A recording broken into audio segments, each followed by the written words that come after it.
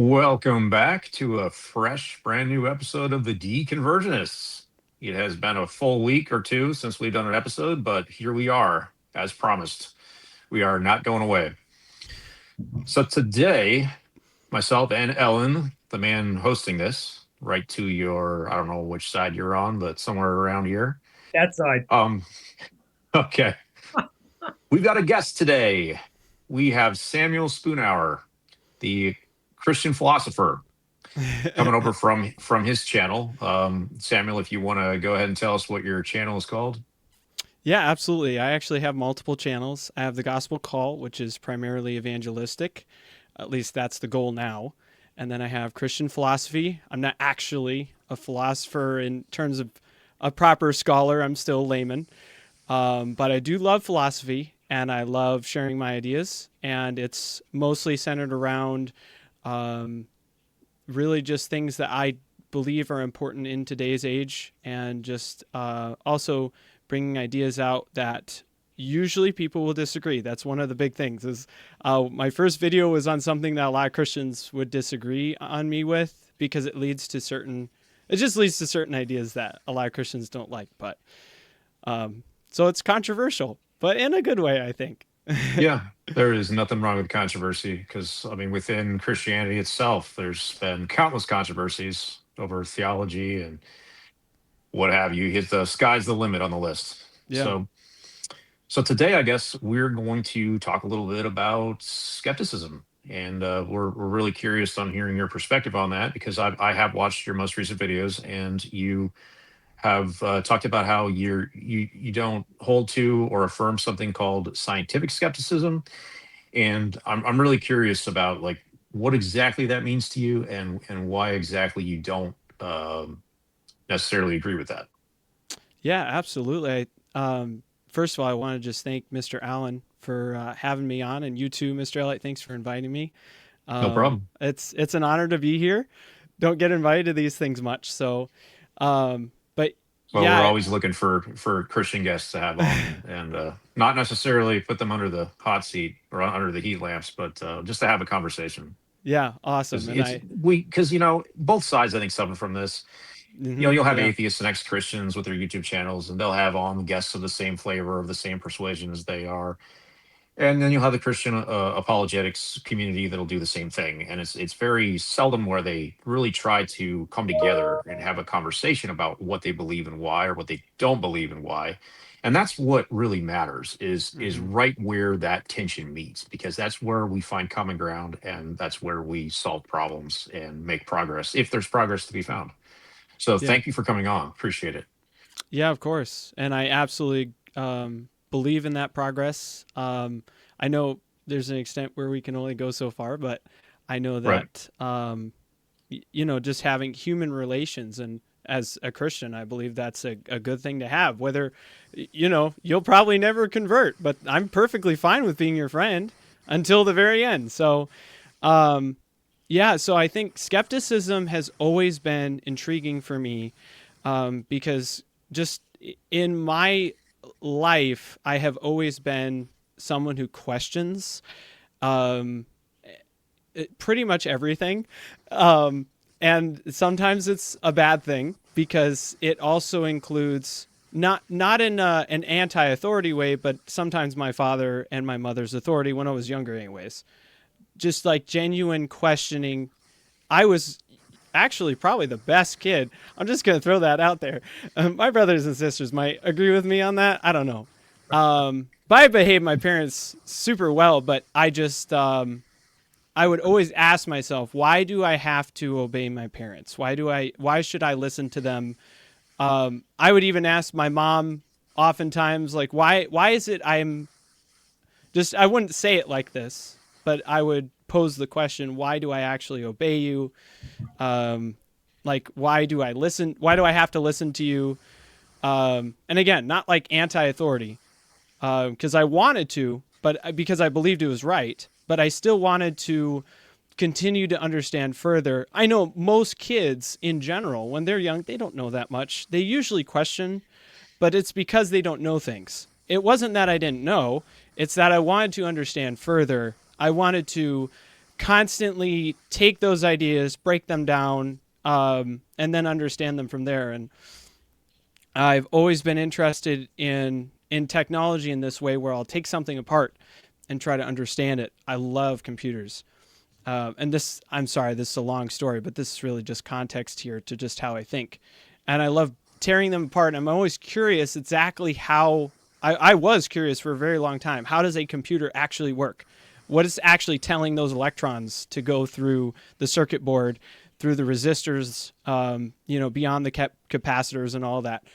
Once I finally learned it, I was so dissatisfied because they didn't go into the deep philosophy of it. I was like, tell me more. Um, and so I think with then growing up in a pastor's home where there's this constant study. I mean, I've been in Bible studies on Bible studies on Bible studies.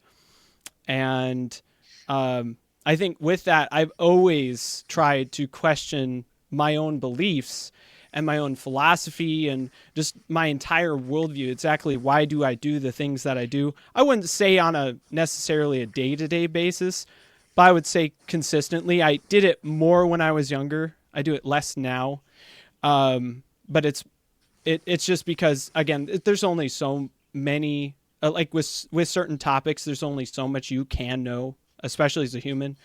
But skepticism in that sense then interests me because it's all about really finding the answers. At least scientific skepticism is all about finding the answer through proper science, understanding I guess the scientific model. But you hypothesize, and then you test, and then you essentially have to try to falsify those ideas, and that isn't necessarily skeptic. That didn't come from skeptics, but scientific skeptics will use it a lot, and it's known in the materialistic realm of science today. That, I mean, that's just how you understand things. That is how you continue to grow in knowledge, is because we assume that we as humans are limited and fallible. We're mortals, and so we need to not just assume something is true. We need to actually try to falsify it, and then from Right. there, if you get, if you have essentially 100 ways or 100 tests, but then only one of them is correct, you get 99 no's and only one yes. And I mean, just look at Thomas Edison, the one who made the light bulb. Took him 1,000 tries, and he got it on the 1,001st try. And that's science. And I have always had this large appreciation for that, but I don't want to go so far as to say, and this just from reading the book. I started it. I don't know exactly everything because I've only barely started reading it. I don't know exactly where Dr. Novella stands and the others completely. But from what I understand of skepticism, there's no ultimate truth. In a sense, there's no. You can say that things are true, and you can test up to probably about 99.9% sure. Or he said certitude. And So so, let's slow it down a little bit here. sorry, that was a lot. Well, I want to be a good interviewer and kind of keep the pacing going here. Of course. So let's try something interesting. Okay. Probably the three of us have a slightly different definition of skepticism. So I'm wondering if what we can do is each of us give like a one sentence answer of our definition of what we think skepticism means to us. Like if you're to define skepticism in like one sentence, how would you do that? Mm. Yeah, I think that's good. Probably to cons- you would probably consistently doubt with the cause or the intent of finding truth. So that's how I would define it. Okay. And how about you, Ellen? Um, how to define it? I'm pretty close to what Samuel would say. That definition was pretty good. But definitely utilizing the falsifiability of something is an important key element. But yeah, um, speaking to seeking justified true belief um, through um, demonstrating evidence that can be falsified or not falsified or not. No, it has to be falsified. Um, yeah, you caught me off guard with that. That's tough to nail a definition. Like you kind of know what skepticism is, but an actual definition of it. But yeah, Yeah. those elements is how I would do it. And of course, you probably have a definition straight out the gate. Well, So yeah, it's kind of a hard one to nail down without actually like googling it or looking it up in a dictionary. But I guess I would try to boil it down as much as I could to one sentence would be it's using or finding the correct process to come to what is true. Um, People like to, you know, say skepticism is they kind of equate it too much with cynicism, like Mm. refusing to believe anything. But I don't think skepticism is as much about belief as it is the process. Like you have a claim that somebody says, "Hey, this is true." They present a hypothesis, and then skepticism would be, "Okay, how do we know that? Like, what process can we go through to determine whether that's true or whether that's false?" Mm. And I think it's oftentimes extremely difficult or possibly impossible to prove something to be true. Um, I think in the scientific realm, you have to try to prove it false. And if you continuously are unable to do that, it becomes like a theory or a model that you're going to trust until new information comes that falsifies it. right. So when you So, said correct model or correct method, I would say that that might be the word observable would be a good element to add there. If it's Mm. not observable, then how do you know, how can you possibly test it? or just explaining the process of how you came to a conclusion, maybe. It's a tough one. So Samuel, when you say scientific skepticism, are you differentiating that between regular skepticism? Like, is there a difference, or is skepticism like universal, whether it's scientific or not, or how do you differentiate that? Yeah, I would say that, in my opinion, skepticism is the same across the board, whether just philosophical or scientific, because your philosophy will drive your science. It'll drive how you do science. It's skepticism isn't necessarily a worldview, but it certainly is an ideology, if you know what I mean. And so, it's something that you could have almost in anything. It doesn't necessarily need to be an atheist is a skeptic, right? So can I So, suggest maybe now that we've talked it through a little bit more, the definition of skepticism um, is questioning everything from afar. hmm, that's the thing, is that questioning though has to have the intent of, because you run into cynicism, is that it's just you don't really want to believe anything, and I know skeptics like that. You don't really want to hold to any idea because Well, they you're just correct. say I'm not sure, and like No, you're correct. There are when skeptics that are like that, but yeah, that's not the same as being a skeptic. yeah, exactly, Not wanting to believe something is a totally different category. So it'd be the same as saying yeah, so, all Christians are Calvinists because some are. yeah, That's not the same. You can't equate the two. So they are different definitions. So some people, yes, they don't want to believe anything. Okay, fine. You may have run into people like that, but being a skeptic, simply if you just take it at its sheer, and here we can't give a specific definition, but the sheer definition that I'm sure if we looked it up, we would all be like, mm, oh yeah, there it is. It's when you can observe something from afar and you question it and you determine whether or not it's got validity to whatever is being argued for. Um, sure, so if it does, then I'm more inclined as a skeptic to embrace it because I see something to it that can be verified. It can be demonstrated to actually occur, so to speak. Um, Whereas when I don't see evidence for something, I see no need to embrace it, and therefore, until I draw a conclusion that actually has evidence for it, I'm just going to say I don't know. So to say every skeptic that says I don't know is just being obtuse and not willing to accept things, I don't think that's necessarily a fair statement. Yeah. Right. Yeah, I agree. And So sorry, Sam, I didn't want to interrupt. it's Just okay. wanted to give you a question to work with uh, before you go on. So I would say myself and Ellen were Christians because we were not skeptical of the beliefs that we were presented with, and we just believed them.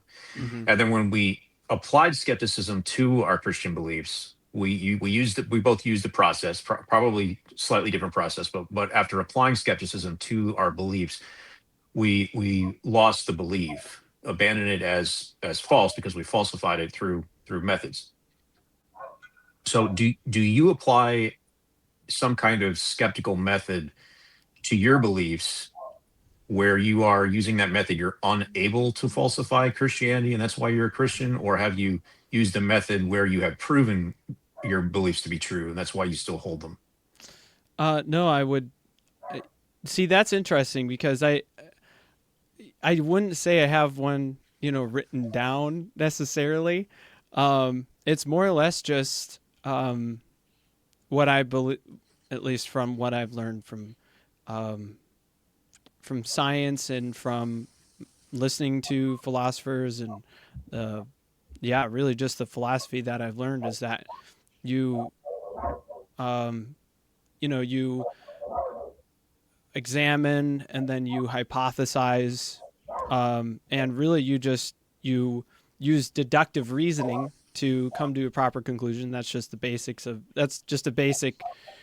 thing for philosophy, and then you compare and contrast, and you test it, you stand it up to things that ultimately are opponents. um, I would say just you really just would do that. At least I just do that with my own ideas, my own thoughts. Um, and I've really just, I mean, I'm a Christian, so I believe that I've come to the conclusion that is true, of course. Um, but like for Yeah, I'm just instance, curious if you've used some kind of process to test your beliefs or to try to falsify them. Have you applied skepticism to your Christian beliefs? yeah, I believe that I have, and I say that with certainty. Um, but I would say, um, see, this is the thing is that I haven't actually written it down, so I have to think about it. Well, it's um, probably good to think about it. absolutely, yeah. It's like, for instance, I would say one of the things I think about a lot is God's existence. Um, I just will ask myself the question, how do I know that God exists? And sometimes I'll go into deep thought, sometimes more days than others. But I'll actually um, consider um, first of all, the science that I know, possibly even do more research um, into like, for instance, the beginning of the universe. I'm a big proponent of the Big Bang, and just seeing if there's actually good evidence for that's actually true. Looking at other thing, and most of the time I can remember these things, and I'm able to just do this in my mind. I actually can and weigh, is this actually proper reasoning? Are there other reasons to believe that there wasn't a beginning to the universe, or is it possible that there are multiverses out there that say have a different cause that's natural or material? Um, can I actually know for sure that if those exist, that there's still ultimately that God ultimately is still the cause? And of course, that doesn't mean Christianity is true. Just because there's some supernatural being, that doesn't point to Yahweh. But it's a start. And so Right. I do stuff like that. Is that I take the knowledge and information that I've taken in, and whenever I listen to any others, like scientists or philosophers, or even you guys, for instance, I want to like learn from you guys about what you think skepticism is, and um, I want to understand your standpoint. I'll take that in as information, try to remember it, and then weigh it against my own thoughts and see exactly, does my logic actually stand up against that. So it's honestly like personal philosophy and personal skepticism. I almost wish I would have more conversations and possibly even more debates to have a more robust system. But So Well, we Samuel, can definitely do that. I think all three of us, because when you talk about first cause and the Big Bang, I think that's sort of a scientific claim. It comes a lot later. I think all three of us sure. started with the Bible. Um, Mm, so when I would apply skepticism to my Christian beliefs, I would apply skepticism to the Bible. And one of the principles of skepticism is falsifiability. So outside of anything, like a first cause or a Big Bang, like have you applied any skeptical methods to the scriptures itself? Why do you, or what do you think it would take to falsify the scripture? mm. Yeah, I would say the interesting thing about the Bible is that I have come to the conclusion that is true based on lots of reasons. It's not just one. It would probably be the same with God's existence, but I would say with the Bible specifically, there's more to it. When I was probably younger than 20, I would say, I believe that it was true based on more of what I examined in the world, and I thought that its worldview, the Christian worldview, actually fit the world the best, and that the say for instance the teaching of Jesus, and I know this isn't evidence, but I'm just anyways. What am I thinking? Um, I mean, I know it's evidence, but it's not proof. But like for instance, Jesus's teachings, I have seen those work essentially. That the teachings of Jesus actually help people and have done good for society. Like one of the biggest things that I have always believed, and I learned this early on, is that society has, especially Western civilization, has been heavily influenced by the Judeo-Christian worldview and has given us so many of the freedoms that we have today. Like, for instance, freedom of speech and rights. I mean, you could talk to almost any historian and they would agree with that. But I didn't get that from a historian necessarily. I got that from just learning high school history. But And did you get so, that from the Bible? You say Christianity or the Christian worldview has given us these things like rights and freedom of speech, etc. yes, yes. But where do you pull that out of the Bible, though? Can you get that out of the source material, or is that just the Christian culture has given us that? Yeah, I would say it's a mixture. It's people that I respect, but it's also my own reading. I have read the Bible a lot. And I would say, for instance, the biggest thing for rights is really just that. And I don't think you necessarily even need the Bible for this. I think the Bible says it, but you don't need it.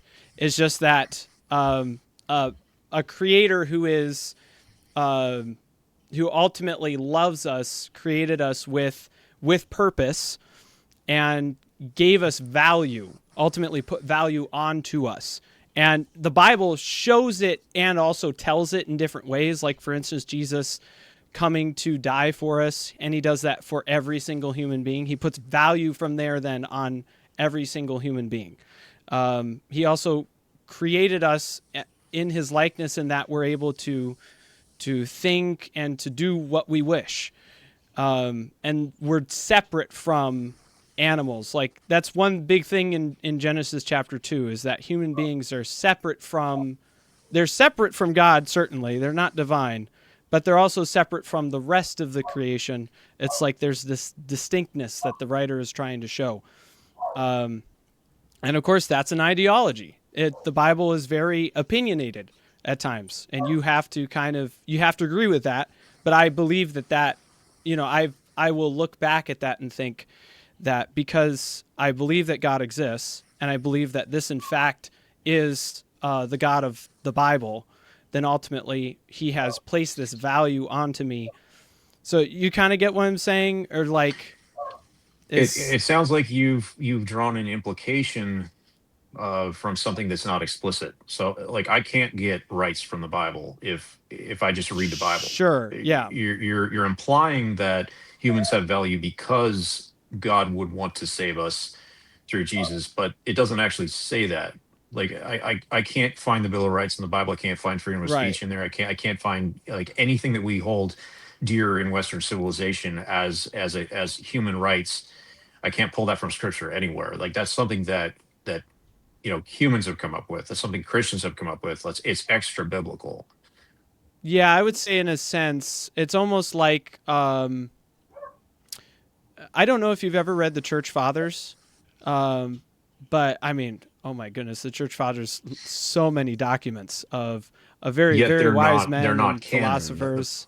the No, problem is I they're agree. not canon. No, I agree, but they'll take the canon and reason from there and try to interpret it. I I would say that, for instance, Jesus said to, I mean, everyone knows this, to love your neighbor as yourself. Well, you ask, why in the world should I do that? You ask just that simple question. And basic deductive reasoning just comes to the simple answer that God has placed value on us and we're all equal ultimately before God because he has essentially given us that value. It's not like an arbitrary thing. It's not just human design, but actually there's this intent behind it. And so then you can say from there that, well, then everyone should have the opportunity to speak freely and to have freedom of religion. At least that's where I would get those ideas from. So I agree, the Bill of Rights is absolutely extra biblical. Even just freedom from slavery, for instance. There were Christians who thought that slavery was okay and some who thought that it was not okay. In my opinion, the Bible is I wouldn't say explicit, but it's very implicit that you having a slave in the sense that you're not treating that person as a human being created in the image of God with the same value as you, then that's wrong, right? That's evil from that idea. So it's I mean literally it's literally extra biblical. So it's not, you can't 100% prove that, for instance, the Bill of Rights or the even the Constitution that we have is actually the exact right thing. And I don't believe that it is. I disagree with some of the things in the Constitution and Bill of Rights, but that's my opinion. So if you get what I mean. And you got that slavery was wrong from the Bible? Yes. Yeah. Like Wow. not indentured servitude, but slavery in the sense that you're treating your fellow human not as a human. So, in other words, if you get what I mean. How do you define indentured servitude? Well, indentured servitude would be just someone who owes you money, and this is something that was done in ancient cultures. Is that if you owed someone money, you would essentially have a contract to work for that person for so many years to pay off your debts. Not really something we see today. You see it in some third world countries, but just not really in first world countries. We just have credit, and sometimes we are in lots and lots of debt. And you would define that as slavery? Uh, yeah, that's the thing. I wouldn't indentured servitude.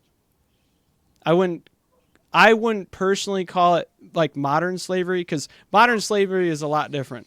No, I'm not talking Um, about, well, I mean, I'm not so sure that's the case. If you look at places in the Old Testament, particularly in Exodus, where God commands how to get your slaves, how to treat them, how to make sure, and a lot of times, like especially with women, how to forcibly have sex with them to make sure that you like them, and if you don't, then you sell them or get rid of them.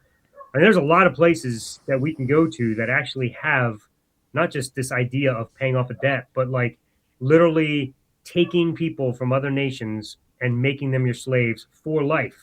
You don't yeah, get to work it off. They're just your slaves for life. And also how you pass them on to your children forever and ever. Like they are property. Like you can't escape the fact that God actually condoned and commanded slavery, like literal slavery, like we had in America, and probably worse.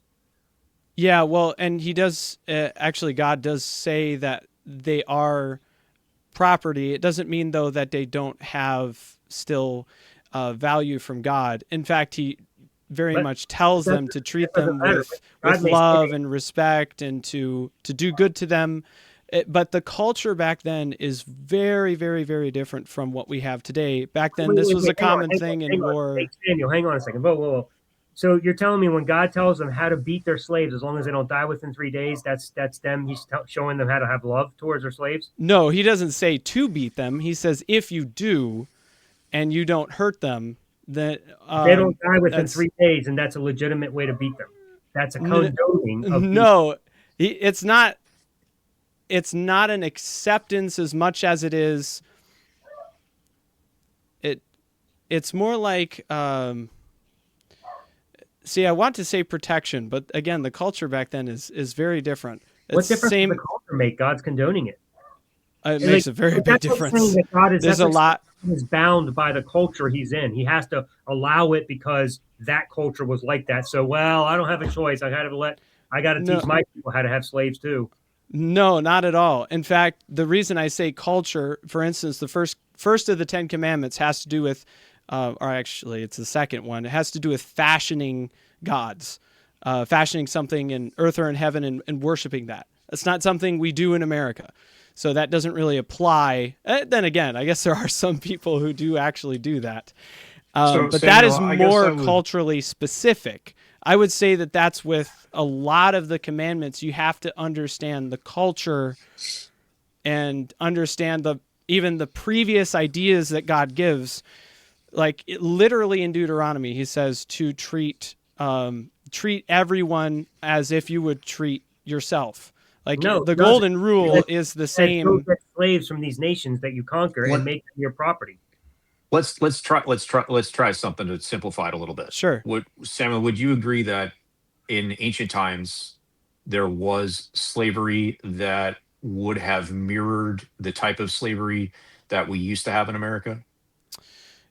Yeah, I would say there was actually quite a lot of it. Like I would real say. slavery, like the type of slavery where when the Egyptians had enslaved the Hebrews, Um, like real slavery. yeah, I don't think anyone went to the degree of the Egyptians, but then So again, I could be wrong. if that type of slavery did exist, and would you differentiate between the Hebrew, uh, Deuteronomy, Exodus era when there was indentured servitude where a Hebrew owed another Hebrew money, and then he would become his servant for a time before he paid that off, versus a slavery outlined in the Bible when God says, You shall buy your slaves from the heathens around you." Like those are two different systems. One would be for the Hebrews to pay off a debt, another would be for buying actual slaves. This is where the problem arises, that there's a different system there where the Hebrews are keeping actual slaves at the same time that they're keeping themselves each other as indentured servants to pay off a debt. So traditional real slavery existed in ancient Israel. You agree with that? Uh, See, that's the thing is that God didn't essentially intend it to be, um, like say, why can't I think of the word? Um, Torturous or inhumane. I mean, we think just any degree of slavery is inhumane. But I would say that indentured servitude isn't a bad idea. But I would say that there are a lot of people on the far right who would completely disagree with me. But you'd Um, agree there's two different systems at play in the Hebrew culture. One is for slaves, one is for indentured servitude, right? um, I'd say that what God is specifically commanding is they're more like dynamic laws, not dynamic. Um, See, that's the thing is that God ultimately knows what they're going to do, and He makes. There's instances of God even making a law where He says, "Don't take any women from the nations that you will attack because they'll ultimately convert you." Right, but then right after that, He gives a law about if in case you do this, if in case you take wives from these people, then they need to go through this process of converting to Judaism, which is a tedious process, but it's because he knows they're going to do it anyways, even though he directly commands them, do not take wives, but yet they still do it. So it's the Yeah, he same also with... From Leviticus 25, because I'm just curious if you would define this as indentured servitude or slavery. This is verses 44 to 46. Your male and female slaves are to come from the nations around you. From them you may buy slaves. You may also buy some of the temporary residents living among you and members of their clans born in your country, and they will become your property. You can bequeath them to your children as inherited property and can make them slaves for life. Does that sound like indentured servitude or slavery? I would say it's honestly neither. I would say there's a third one, and it would be probably a war slave. But God doesn't say treat them inhumanely. So he doesn't ultimately... So you're saying if you don't treat a slave inhumanely, it's okay to own a slave? Well, I would say it's wrong to treat a slave inhumanely, but it also say that polygamy is wrong, but the Bible doesn't... I mean, the Bible actually does say don't do that in Deuteronomy. It's not whether treating them inhumanely is okay. I'm asking you, is it okay to own someone as property, even if you treat them well?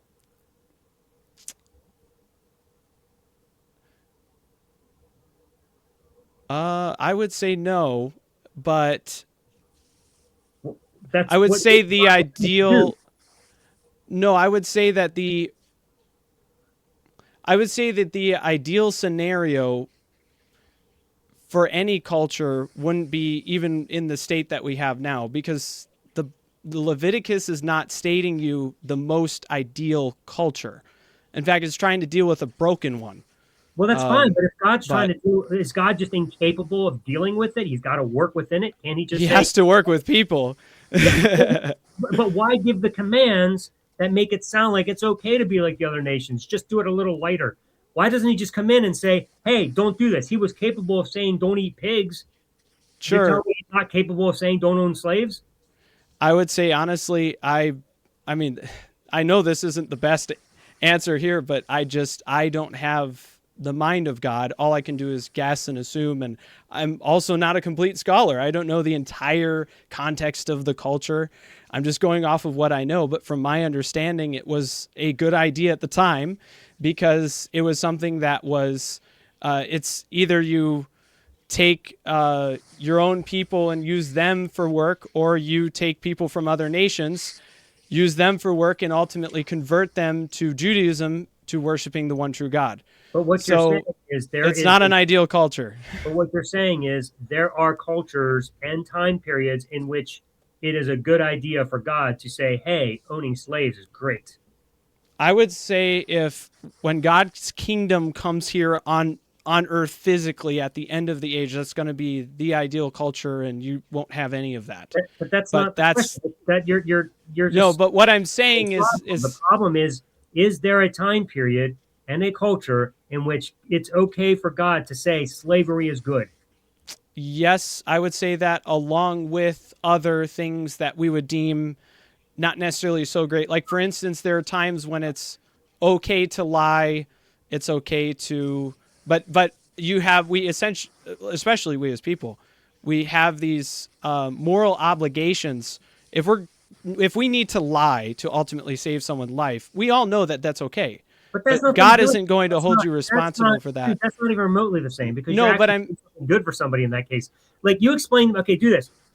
Do unto others as you would have them do unto you. Love your neighbor as yourself. These are the commands of the Bible. You explain to me how slavery in any culture fulfills that command to love your neighbor as yourself. I would say that, for instance, in fact, I think it's Philemon, actually. It's to a slave. Paul writes it to, I don't remember if he was indentured. Maybe it was a slave owner. But he's ultimately telling him to essentially be godly, and because now he's born again, he's a Christian, and he tells the slave to respect his master, and in fact, he even says that in other scenarios, because the job of... Wasn't he writing that letter to the slaveholder, not to Philemon? I remember. No, Philemon is the slave owner. Onesimus is the one that gets saved. And what you're suggesting is, hey, now that he's a Christian, maybe you don't treat him like a slave. The rest of your slaves, But he didn't say to free him. He didn't say to let him No, go. I he didn't. didn't say to him, "Hey, free all your slaves. This is unacceptable." He just says, No, "Let because this guy off the hook." it's not that he wouldn't want that, and he might have even said that. We don't have that Well, other letter that he might have said that. But the point, wouldn't that have been the prime opportunity for Paul to come in one foul swoop and correct all the misunderstandings of the Old Testament and be like, "Hey guys, y'all misunderstood the Old Testament. Slavery's bad. Just don't do it." But he doesn't do that.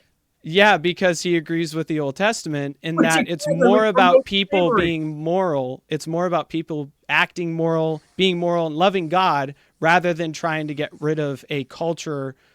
Like really, rather, and what changes the culture is that people love God. Slavery took an extremely long time to go away, even in Christian circles.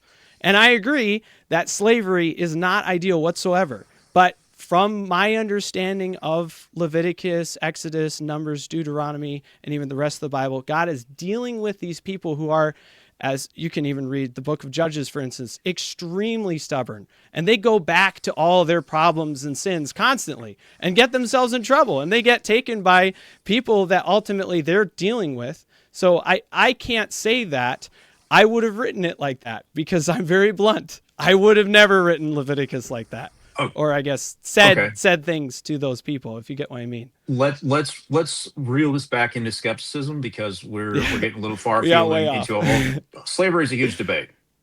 So I would ask you this: can you see how myself and Ellen are applying skepticism to these scriptures about slavery, and we are looking for a way to falsify this by reading the New Testament and seeing how it doesn't jive with the Old Testament, and we're evaluating your position on how you're reconciling slavery in the Old Testament, and we're using skepticism on the scriptures. And can you see how maybe like you might not be doing that yourself? I would say that I think it's a good thing. Um, I've had even Christians ask me that question. Um, I every time you guys ask me that, I always want to do more research, and I always want to understand the Bible more, mainly to defend my position because I hold to it. Right? I'm biased. I'm a Christian, and I believe that it's true. But see, that's the hard thing is that, and this is really what I like about skepticism, is that I have to actually step back, get out of my comfort zone, and examine my views.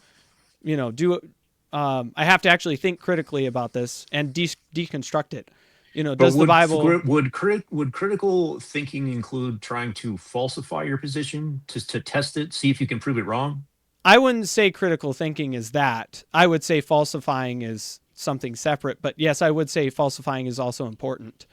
So do you Like, see how myself and Ellen are trying to falsify this slavery mm-hmm, problem? Like, yeah, have you tried to falsify that to like prove yourself yes, wrong here? Because I, you're bringing justifications to try to like make it better or try to fix it instead of like trying to falsify it. And well, if you can't falsify it, then it holds up. But have you tried to do that, like we're doing? see, that's the thing is that, for instance, if you ask me a question about a position that I hold, I'm probably going to defend it. I'm not going to necessarily just try to knock it down with you, but I would also say, um, I would say that's probably I wouldn't say it's the best course of action in any scenario. In every scenario, you always want to have deductive reasoning. You don't always want to have falsification. But in my opinion, I would say deductive reasoning is probably the most important. But it's same if you do any falsification. But falsification is a way to confirm your opinion by being unable to falsify it. So you try Right. to falsify it, you're not able to, and then it becomes a theory or a model when you're unable to do that. Yes. Yes. So I would say that, we feel like we falsified slavery. yeah, We've been successful at that. I don't think it's falsified. And for instance, let me just throw out something because, man, I had it in my head. It was the train was going and I lost it. Dude, I get that all the time. That sucks. I'm sorry. And I appreciate you bringing this up because I will say I do want to get back to the skepticism thing. I do like the conversation about slavery, though. I'm perfectly fine with talking about this stuff. But, for instance, the one of the commandments that God gives, it's known as the greatest commandment. can't remember what it is called in Hebrew for the Shema, Deuteronomy chapter 6, verse 5. Hear, O Israel, the Lord your God is one Lord. You shall love the Lord your God with all your heart, with all your might, and with all your soul, and with all your strength or might. I forget what it is in ESV because I don't read it that much. But what he continues with there is, in everything that you do, it should be from your heart. In fact, that's a constant theme throughout Deuteronomy, and even you see it sometimes in Joshua, where there's this specific command to whatever you do it with a heart for God. And that even includes in times when, like for instance, even when you make a mistake or do something wrong, like say if you and a woman have intercourse together and you essentially are okay with that and you do it outside of marriage, you are supposed to get married because, I mean, that's even what, Christian culture is today. That's kind of where they get that idea. Because, we know of the problems and diseases you can get from having sex with multiple people. But there, you're supposed to then, okay, let's get married. It's not ideal that they had intercourse. The most ideal situation is just get rid of that sin. But the problem is that the people did that. So you can't just like get rid of that sin. So instead, after they do that, they're supposed to now love each other or be a good husband and wife, but with also really just a heart for God. So that's why I would say that's why I don't think slavery goes to the extent of, or the same as, at the very least, as slavery that we had in America or even the Egyptians, because even God says to, you were slaves in Egypt, do not treat your slaves. I totally forget what passage that is, but he says, don't treat slaves the same as you were treated. Even he says strangers, don't treat strangers or people not in your country the same as you were treated in Egypt. So I think there's more to it than just this is the same degree of slavery. I think it's still, it's something that you would call slavery, and also indentured servitude is there. I think there's both, but I wouldn't say it's the same. All if right, you get what I'm saying. So. I think all of these issues that we're talking about from the Bible, they kind of are peripheral issues or symptomatic issues that I don't think are going to solve our question of skepticism today, because now Sure. we're talking about interpretations of the text. And Yeah. I mean, neither Elliot nor I believe the Bible is even a true story. So yeah, I mean, we're debating something we don't even think is true. And really, I'm not sure how you know it's true. But that's also another issue altogether. But I want to get to this question because you had said a few things really early on, and I wanted to come back to them. yes, One of the things you said was all of the evidence that you have for God doesn't prove Yahweh. There isn't sufficient evidence to demonstrate Yahweh is the God who designed and created everything. So my first question is, how did you draw the conclusion, therefore, that Yahweh is the God who is the creator of the universe and all this, if you don't have the evidence to sufficiently take you there? How did you draw that conclusion? yeah. I would say that from what I see in science, which includes physics, biology, quantum physics, I think that leads to some type of creator, some type of mind that's self-existent.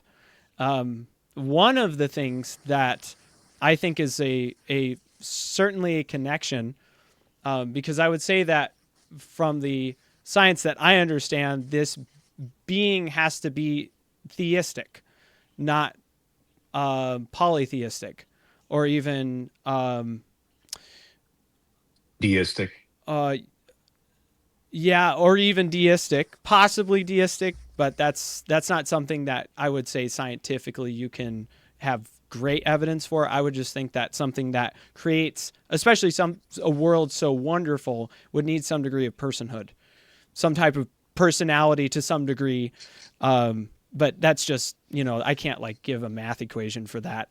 But I would say that one connection is that in in Genesis, when God reveals himself to Moses, he calls himself Ehiyah Ser Ehiyah. He says, tell the Israelites, Ehiyah Ser Ehiyah has sent you, which is just, I am that I am, which is it's a claim that in this ancient time, no God has made. There's no legend, there's no God of any being ever making the claim of essentially self-existence, like independent. Even says he calls himself Yahweh. That means self-existent one. Now, that's just a connection. That's all that is. But that's one thing that pulls me in. Even just the first chapter of Genesis is very explicit in its argumentation against other cosmogonies, which at the time were very like filled with either war or just how other gods essentially in these legends created the world, and even some of them material or the things that are material has existed alongside of the gods for eternity, and some of these. But the very first verse is that in the beginning, God created the heavens and the earth. And that from the very start, God is already there. Doesn't mean, it's not trying to say right there, he's independent, he's self-existent, but it is trying to say that he existed before what is material, what is, essentially a supernatural being. And Okay, it's not that sorry. Questions as you're No, talking. that's okay. Absolutely. Ask a question. So it seems like you. This doesn't sound like skepticism to me. Okay. It sounds to me like you already decided the Bible is true, and you already decided that God exists. Yeah, and which I have. And you're just drawing from your preconceived ideas conclusions that you already believe to be true. That isn't, you're not depending on the evidence to take you there. You're using the evidence to drive you.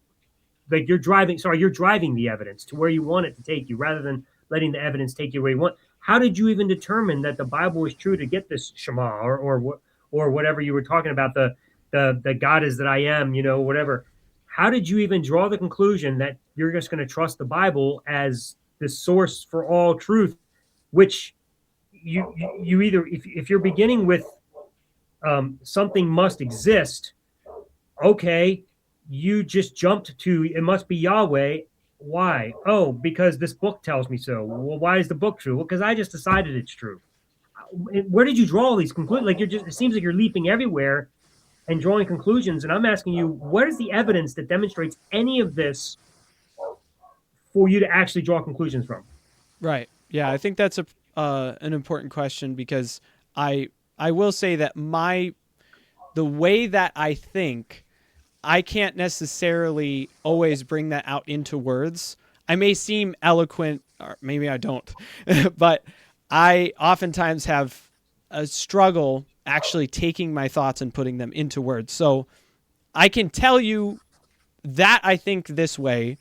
I can even tell you the conclusions that I've come to, but it's difficult to give you the long explanation of exactly how that I came to that very specific conclusion. But I would say, just trying to answer your question, the biggest thing for me is that I saw the Bible real in my life, and that specifically what a Christian is, what a Christian does, and the changes that Jesus makes in people. That's one of the biggest things for me, is that I have seen person after person, being a pastor's kid. I've been to many, many houses and people who have not necessarily rejected God, but kind of like the Israelites. They worship God and also a lot of other gods at the same time, if you know what I mean. And it's not that they're terrible people. They're really nice people, but their lives are absolutely disfigured, and they don't have any real joy. There's no real love for life, even though it seems like they're having a great time with all the things that they're doing, but they couldn't be more unloving, unhappy. And it's not to say that happiness, if you have happiness, that's the correct worldview, because I don't believe that. But I would say that if the Bible claims that there is this peace that passes all understanding, like it's just something you can't really comprehend, just keeps coming up. And then you see that in your parents and in people around you who have accepted this and have accepted Jesus, and they just like, I mean, snap. They're completely different types of people. Now, psychologically, you can chop that down to just their beliefs ultimately determine their psychological state, which I do agree. But my question is, why is it that Christianity, every single time when you have someone who's genuine, always turns to the positive side? It's not that you don't have cases where you have atheists who, will turn to the positive side. It's that with from what I've seen in Christianity, it's always to the positive when it's real, when it's genuine. Okay. So Let's pause right there. absolutely. Let's pause right there. Let's try a hypothetical. Let's Sure. say there's another religion out there on the other side of the world, and it reproduces these results to a T, exactly like Christianity. It's got changed lives just like this, changed in a second by affirming some kind of being, personal being. They've got miracle stories. They've got a text maybe not dissimilar to the Bible, but it has the same, I am that I am. It's got a creation story. It duplicates all the aspects of Christianity, but uses a different story, and it's a different God and a different text. But it's exactly the same with these real world results. And then you here in America, you've got Christianity, you got your personal experiences, you got the same exact thing that you've witnessed. How could you tell the difference between the two if they're both producing the same results? Like, how would you determine yours is true, but the other one is false when the results are the same? How would you go about using skepticism to determine which one is actually correct?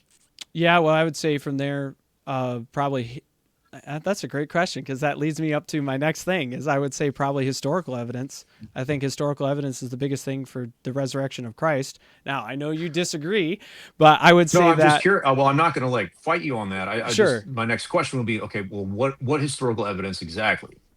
So, for instance, one of my biggest concerns is just the text itself being preserved, and Let's say they've got that too, because I mean, because you mentioned historical evidence, so the text sure. is different. Yeah, but if we have preserved text, we can verify that it's original. If you get what I'm saying. But it's not. Like, That's not a historical claim. That's a textual claim.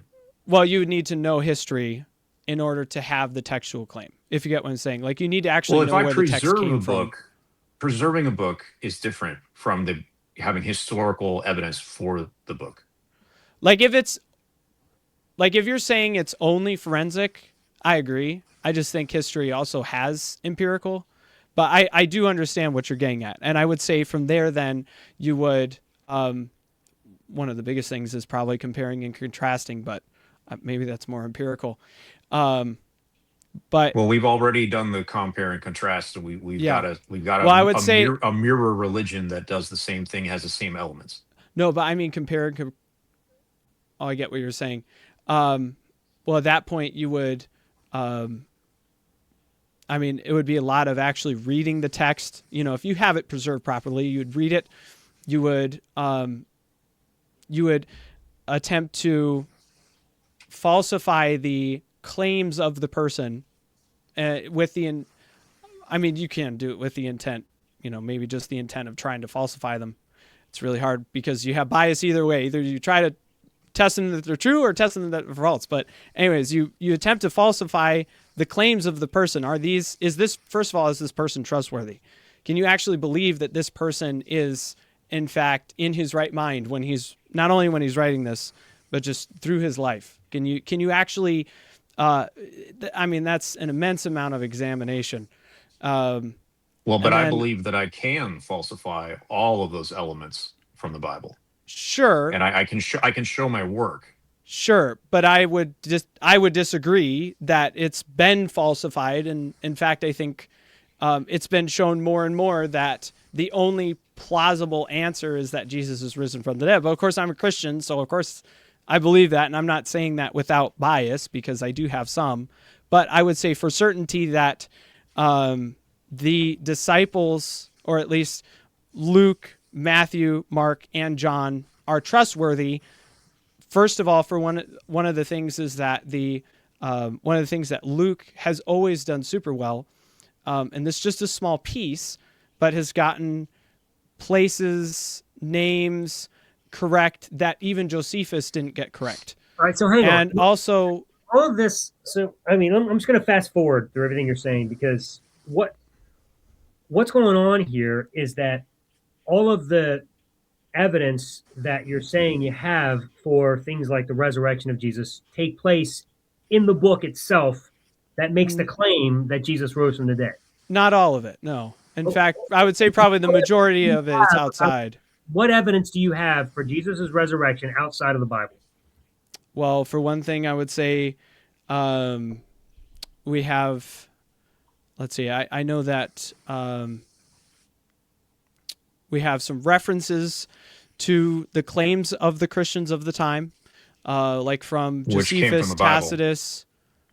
Like the claims came from the Bible. So if you No. reference the claims, you're referencing essentially the stories. Well, There are no, because there are no contemporaries of Jesus outside the Bible that makes this claim. well, Josephus wouldn't have been. Wasn't a I mean, he contemporary. would have been a contemporary. No, he wouldn't have. He was Let's see, writing he at wrote the in- end of the first Yeah, century. he wrote was in writing in like 90. Yeah, he was like 68 AD when he turned to. So yeah, he wouldn't have been a contemporary. There are no contemporaries to validate this at all. Well, I would say Matthew, Mark, Luke, and Which- John are all contemporaries. But that's where we get the claims from. from the Yeah, Bible. of course. Just like So with we don't anything. outside of the Bible. We're asking for evidence outside of the Gospels. And Or Yeah, the but we resurrection. don't. I And agree we also, don't have contemporaries, but that doesn't mean you can't trust them. It's the same with Alexander the Great. You don't have a contemporary writing about Alexander the Great. the But problem, what you do Daniel, have is evidence. the problem. But Alexander the Great didn't rise from the dead. I agree. But on. I think there's a lot more evidence for Jesus than him. No, listen. The problem with this is, number one, all of these people from the Bible are not evidence; they are claims. These are the Sure. claims. They are not. And you the test evidence. those claims, And just there's like in no a way to court. test the claims, and that's the problem. Say that again? There's no way to test their claims. That's the Oh, problem. of course there is. Just like with How? any ancient document, how you know something is a legend or false. There are, I mean, I think there's seven specific things you have to go through. But for one of the things is testing if they're trustworthy. Just like if you were in a court case, you would test the No, witness. see, here's the problem: is the question isn't whether they are trustworthy. You can be trustworthy and still be wrong. Sure, I agree. So there's no way to validate that the claims they made actually happened. Even Without- if you knew with 100% certainty that they were trustworthy, they could still be insane. We have no idea. Well, How I do guess you in a have evidence that what they claimed was true. Well, in a sense, forensic evidence can only go so far. Same with empirical. You couldn't be 100% for certain. I can't be 100% for certain that Jesus rose from the dead just from historical evidence, which would be forensic. But I can be you very based your sure. life on it. Yeah, but that's for other reasons as well. Again, I have lots of reasons that I believe Christianity is true, and I've attempted to falsify them by not just asking myself questions, but actually going through the logic of other ideas constantly through my head. What about this? What about this? What about this? What about this? What about this? What about this? And every single time I come to the conclusion that Christianity is still true. So one time it's this part, and one time it's this part. And yet, what if you I'm get what willing I'm to saying. bet is much like the resurrection and much like it being Yahweh, with every single one of your things that you have this whole stack, every one of them is, well, we can't know conclusively from this, and we can't know conclusively from this, or from this, or from this. But if we stack them all together, all this inconclusive stuff, we can draw a conclusion that's conclusive. No, not necessarily. I would say that any evidence that you get is merely a piece to the puzzle. And if you fill the puzzle 99.9%, then at least in my opinion, it's worth believing in, because that's where faith comes in. But I think that all the pieces are filled. There it is. I think all the pieces are filled, though. I don't have that much faith. No, you see, if you have to have faith to draw your conclusion, then you do not have sufficient evidence. But if you believe that skepticism is something that's true, then you have faith that that's true. You can't prove that 100% because you have a fallible mind. That's not a thing that requires faith. Oh yeah, anything that you believe in. Like if you go out and drive your Faith, car into the street, I don't you need have to faith have to faith. not believe something. Well, you have faith to believe something, and you have faith to believe the other position. But that So is not a position. It is not a position to not agree, not believe something. That's not a position. no, but if you say Christianity is false from the evidence that you've compiled, and then you've come to a conclusion, like that's still a conclusion. I agree. You know, there's an agnostic. That person doesn't technically have any faith because there's not anything that person actually believes in. If we're all starting at ground zero and you come along and you say, hey, there's a God, his name's Yahweh, he created the universe, and his son Jesus Christ came, he died, and he rose from the dead, you've just now made a gigantic claim that needs actual evidence to prove it. And you have inconclusive evidence, as you've admitted, and then you say, oh, and the rest of the way, I just have faith. I said some of it's inconclusive. That validates your conclusion. You're just drawing it based on faith. You might as well not even present evidence because you don't need it if you have acquired faith anyway. I have a lot less faith than you'd think, but what I'm ultimately saying is that parts of it, they're not inconclusive as much as not proof, but I wouldn't consider that inconclusive because, again, for Alexander the Great, I cannot 100% prove that he existed, but I can be very sure, very, very sure. Alexander the Great, very the writings, my life, whereas Jesus is like the most important thing in history. Sure, I agree. Yes, and he's completely changed the entire world. Time is split in two. Well, that's a good place to. That's a good place to. Yeah, it was someone else that did that.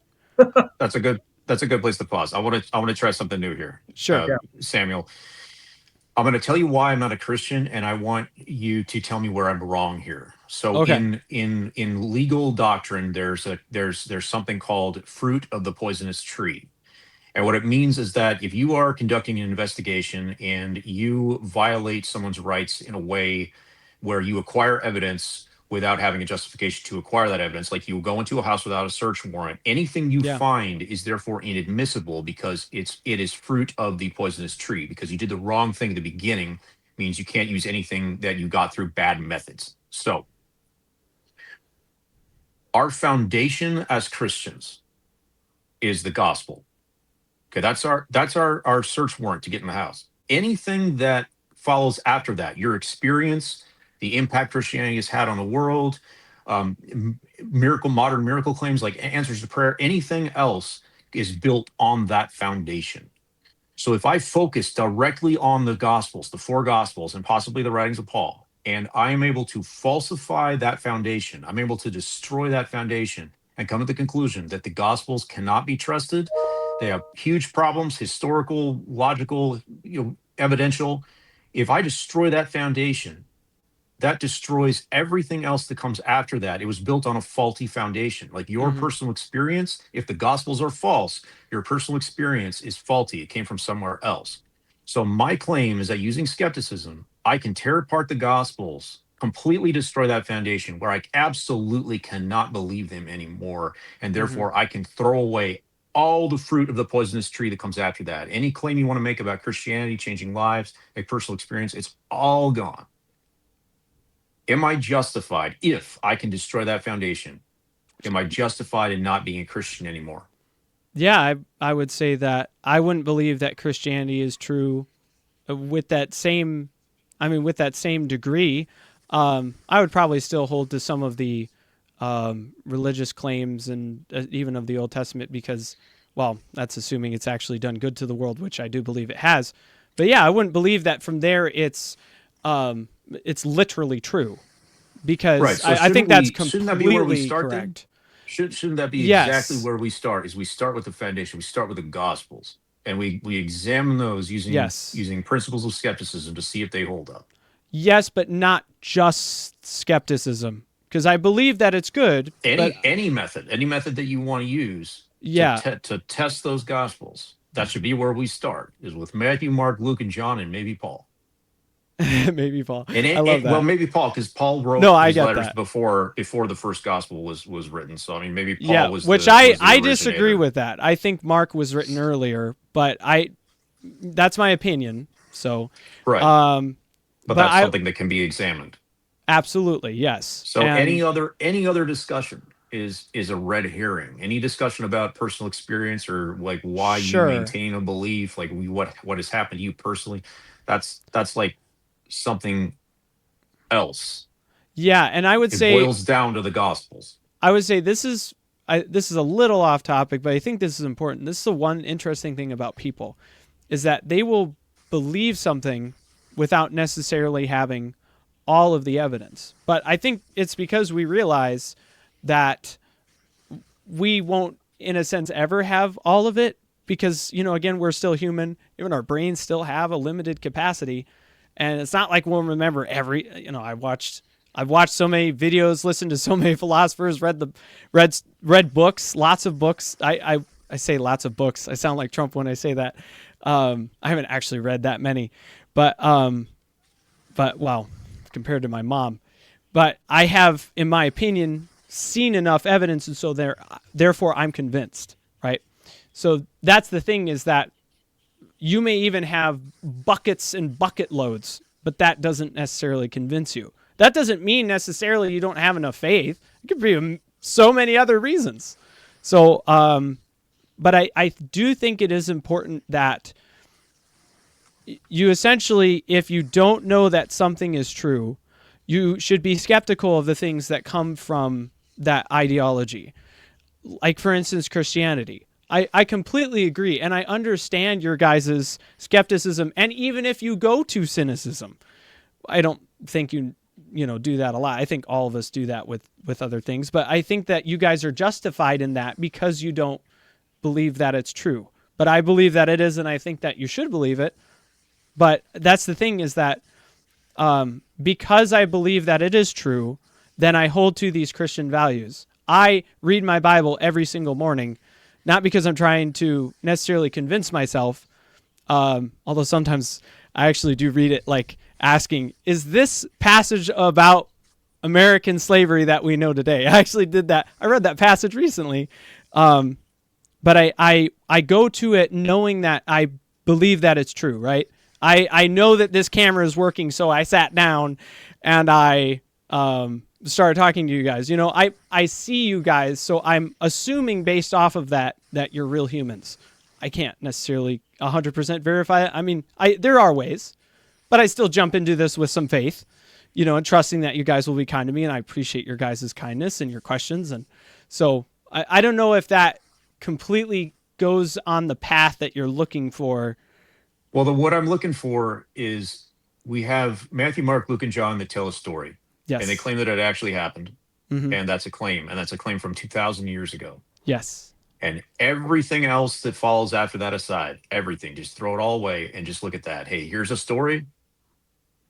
Why should I believe the story? Like, I don't have Yeah. any reason to believe the story itself is actually true.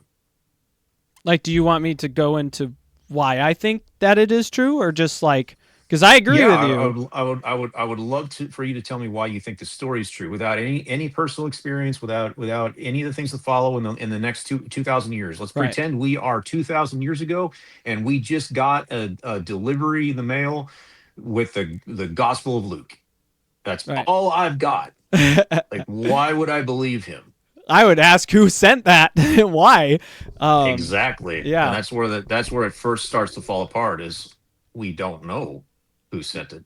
Yeah, but I would say, uh, for instance, now I have come to this conclusion, but I'm telling you what I've come to, that it is actually written by Luke, that the written tradition is actually Luke from that time frame, not just Well, I know that's what you believe, but why yeah. do you believe it's from Luke? Yes, and I'm saying because first of all, because of the early church fathers from 80s, 90s, 100, 110, 120, they ultimately give the name Luke. Also, the Only name, one of them does. yes, but then also Paul. He doesn't say why. See, the rest of the early church fathers quoted the first church father who said Luke, and in his writings he never said why he thought it was Luke. He just said it was Luke. So it's like Yeah, and he came and that early church father existed like 2 to 3 generations after yeah, the Gospel of Luke would have been written. but that's So still too he short for has a there to be a legend. So it's but he has a still burden of proof to say how he knows that, which he does not fulfill. not It's necessary. hearsay. No, but he's dead. He has no burden of proof anymore. So ultimately, you're He the had at the time. I mean, but that's why we use modern standards of yes, evidence instead of like, hey, I take my word for it. yeah, people were more. Well, I wouldn't say people were more trustworthy back then because that's not necessarily true. But your word was how you spread things. I mean, a lot of the people back then didn't even know how to read or write. And so that was an amazing privilege. The fact that Jesus is able to speak words in Aramaic, Hebrew, and Greek is amazing. That's just not normal. But I guess that's normal for a rabbi. But Well, I would yeah, say let's that say a that's hundred years. evidence. That's a question. Hey, how do we know that Luke is actually the one writing this? Because he says that it is. At this point, there's this belief that Luke is the one who written this, and not 200 years later, not 300, about No, 100 here. or Let's say 70, 70 years. let's say that the first church father to mention Luke's name was 100 years after Luke was written. Okay. Okay, we are in 2026. That would be a guy, um, in 1926, writing. Well, no, 20, 100 years is a long time. Is my 21, point. 26. Yep. A hundred years. So 100 years after it was, if it's like saying something was written in 1926, and today is the first guy that says, "Hey, this is the author."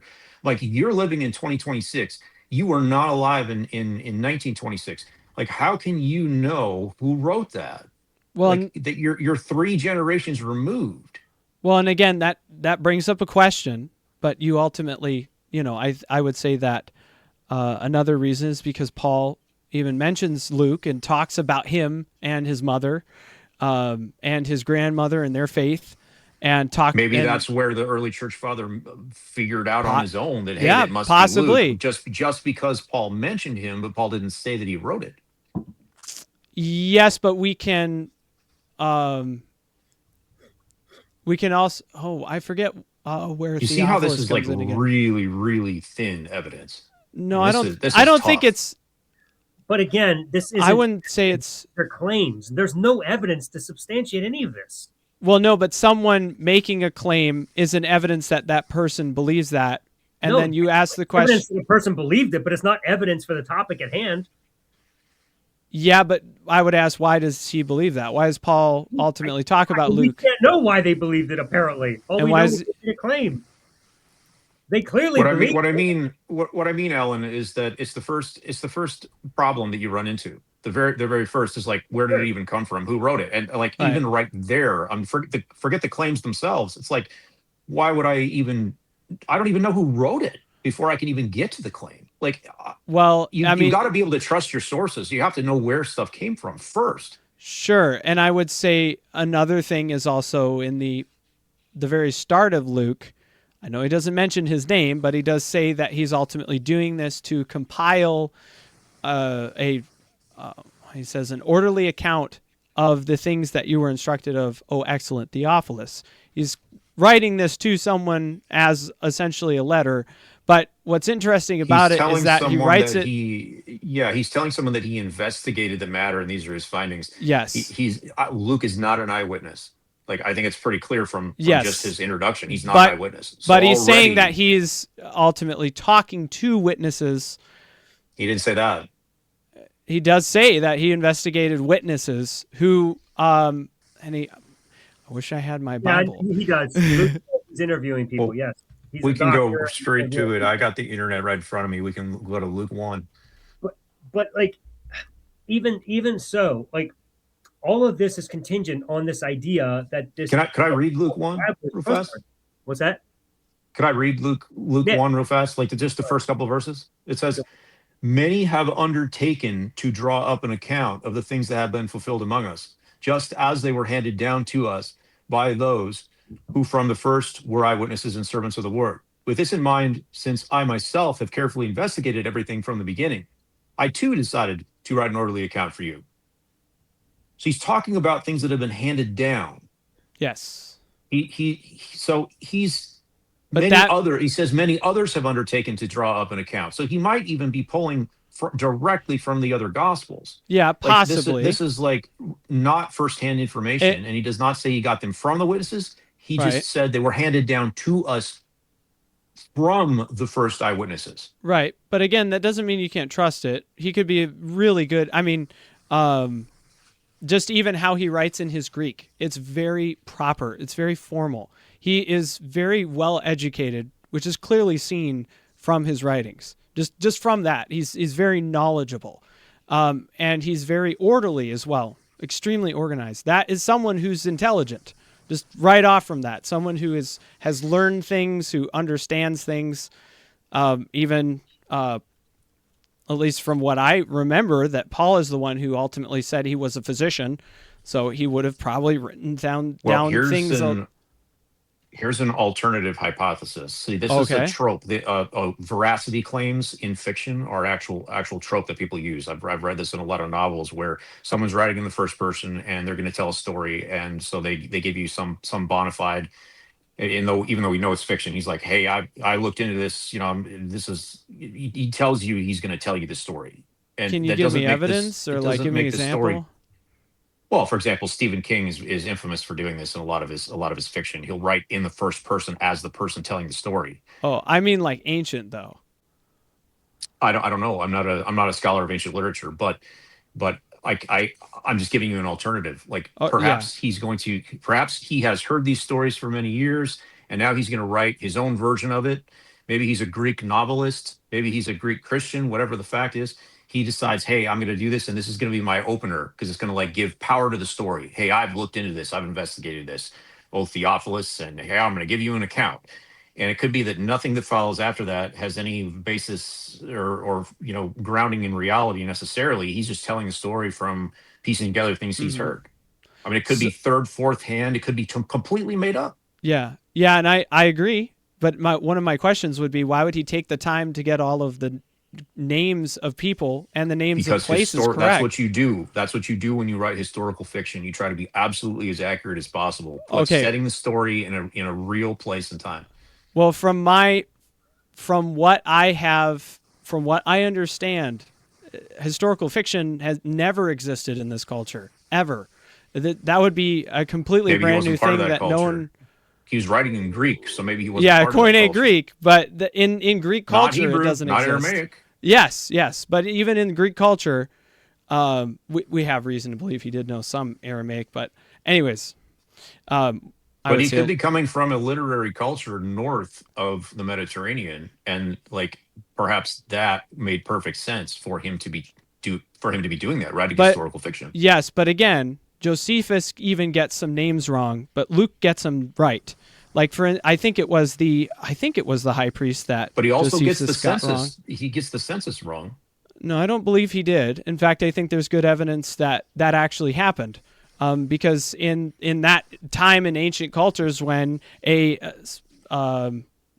ruler or a king and his throne was in trouble, one of the things that they would do would to be take a census and ultimately to organize people, and now that's a guess that that's what Herod did, but it's not Right, unusual because for we him to do have that. records and we know, well, it doesn't say Herod did it. It says Caesar Augustus Or decided sorry, to number Caesar the people. Augustus. I And said Herod. I meant him. we know in the historical record that he did not do that during that time. No, that's not true. So We this just would have don't had to have have been it. something different. We just don't Well, have it. That doesn't mean he didn't do it, the burden but of it's proof is on the one possible. making the claim. Yeah, but he's saying that it happened. Why don't you just start with the No assumption his it's but true and then falsify it? no historians have any cause to believe that that's true. Well, no, I think they do. And again, this is stuff that I've learned is that we have instances of this happening in irregular census. And just because we don't From have the Rome? yes, an irregular census from Rome. No, no, no. I'm sorry, from Egypt. That this was something they did during this time frame. It was, boy, it was like, But um, that's much different because this is coming from Rome. It's coming from Caesar himself. So we Sure. have records. We have absolutely have records of something like that happening, and we don't have a record of that. Yeah, it could have easily been destroyed.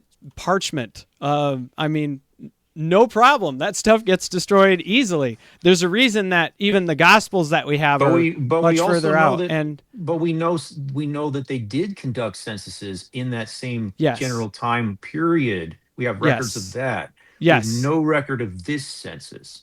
Yeah, So but why would we have records of one but not another? I mean, you're making an argument from silence, essentially. no, it would be actually you would be doing that because you're saying we haven't found it. So therefore But it didn't happen. you're inserting something into silence. No, I'm It's saying like it's an possible. inverse argument from silence. Like, oh well, we don't have it, but we're going to assume it did happen, even though Well, we I would have silence. this is what I would do. I would just ignore that piece if you're not for certain and go on to other parts. If Luke is trustworthy in other areas, why shouldn't you trust that? If he's historical and correct in, say, for instance, his archaeology, not archaeology, sorry, Because his he's not telling geography. because he's not telling a firsthand account. Yeah, but That's if, why. so for instance, onomastic congruence, do you know what that is? No. Okay, that's okay. It's fine. Most people don't. I learned it recently, but it's a new way of examining cultures, and mostly if documents are actually true, it has to do with the names of the time. They can even get as close to, I think, even like a few months of the general names that would be in that time. And the score that's given to a lot of ancient documents is really, really low. It's like less than 10%, and even Josephus scores actually quite low. He only gets 10% onomastic congruence. 10% of the names are actually, they can verify were names of the time. So Luke why gets is Luke getting it right? 60%. It gets Why do you think? 60% Why do you because think he Luke's getting it lived right? in that time frame, and he actually knew those people, or at least he talked to people who knew those people. That Well, doesn't that's mean it's yeah. true, but it I'm does not mean disputing he's that at all.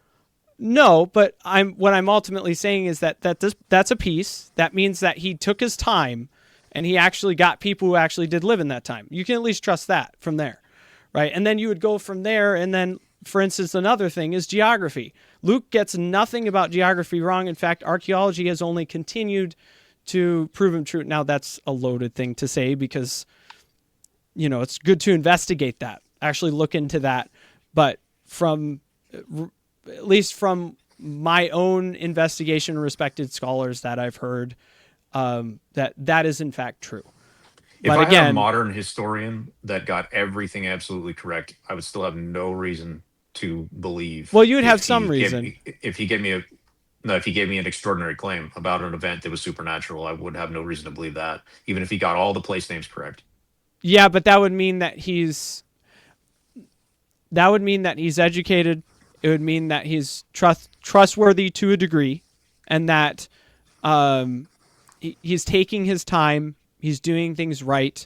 He's actually trying to get correct information. What he's trustworthy to represent the information, but it doesn't mean that information was accurate. It doesn't mean that sure, the people did anything correctly, and it doesn't mean it was true. but it means he cares about the truth. Right, and what we're going around in circles here is if the Bible says it must be true. Like that's really what we're going at, because no matter what it is, well, it's always going to be true. No, because the Bible can say something. What's that?